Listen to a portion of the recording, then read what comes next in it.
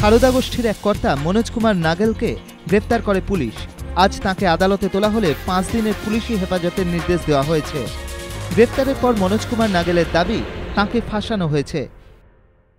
আমাকে পুরো ফাঁসানো হচ্ছে সুদীপ্ত সেন। এদিকে সুদীপ্ত সেনকে হন্যে হয়ে খুঁজছে পুলিশ, যাতে কোনোভাবেই দেশের বাইরে না যেতে পারেন সুদীপ্ত সেন, সেজন্য লুক আউট নোটিশ জারি করেছে পুলিশ। দেশের বিভিন্ন জায়গায় পৌঁছে গিয়েছে তদন্তকারী দল। রবিবার দক্ষিণ 24 পরগনার সোনারপুরে এক চিটফান্ড সংস্থার অধিকর্তার বাড়িতে ভাঙচুর চালিয়ে আগুন ধরিয়ে দেওয়া হয়। আমানতকারীদের অভিযোগ, ওই সংস্থার অধিকর্তা পরিতোষ পান্ডা ও তার স্ত্রী নীলিমা পান্ডা আমানতকারীদের কাছ থেকে কয়েক কোটি টাকা আত্মসাৎ করেন।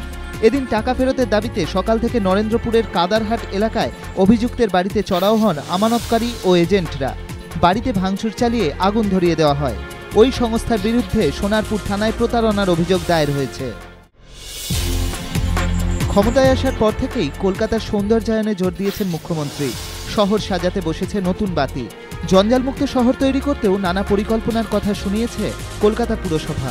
এবার কলকাতাকে জঞ্জালমুক্ত করতে ভ্যাট ফ্রি শহরে পরিণত করার পরিকল্পনা পুর কর্তৃপক্ষের। কলকাতা পুরসভার 85 নম্বর ওয়ার্ড। ইতিমধ্যে ভ্যাট ফ্রি শহর তৈরির পরিকল্পনায় বেশ কয়েক ধাপ এগিয়ে মেয়র পরিষদ উদ্যান দেবাশিস কুমারের এই ওয়ার্ড। পরিবেশ বান্ধব ভ্যাট ফ্রি ব্যাটারি চালিত গাড়ি বাড়ি বাড়ি গিয়ে আবর্জনা সংগ্রহ করছে। সেই আবর্জনাই সরাসরি চলে যাচ্ছে আবর্জনা পরিশোধন কেন্দ্র কম্প্যাক্টারে। সেক্ষেত্রে প্রয়োজন নেই ভ্যাট, আর এই ভ্যাট থাকলেই আবর্জনা দুর্গন্ধ দূষণ। তার হাত থেকে বাঁচতে এভাবেই ভ্যাট মুক্ত অঞ্চল পরিকল্পনার উদ্যোগ 85 নম্বর ওয়ার্ডে। পরিকল্পনা সফল হলে আগামী মাসের গোড়াতেই ভ্যাট ফ্রি ওয়ার্ড হিসেবে পাকাপাকিভাবে পুরসভার পক্ষ থেকে মিলতে পারে তকমা। নির্যাতিতা শিশুর শারীরিক অবস্থা স্থিতিশীল, তার কোনো বিপদের আশঙ্কা নেই। মেডিকেল বুলেটিনে এমনই জানালো এইমসের সুপার ডিকে শর্মা জানিয়েছেন, নির্যাতিতা শিশু চিকিৎসায় ও ওষুধের সাড়া দিচ্ছে। 2-3 সপ্তাহের মধ্যে তাকে হাসপাতাল থেকে ছাড়া হতে পারে বলে জানিয়েছেন তিনি।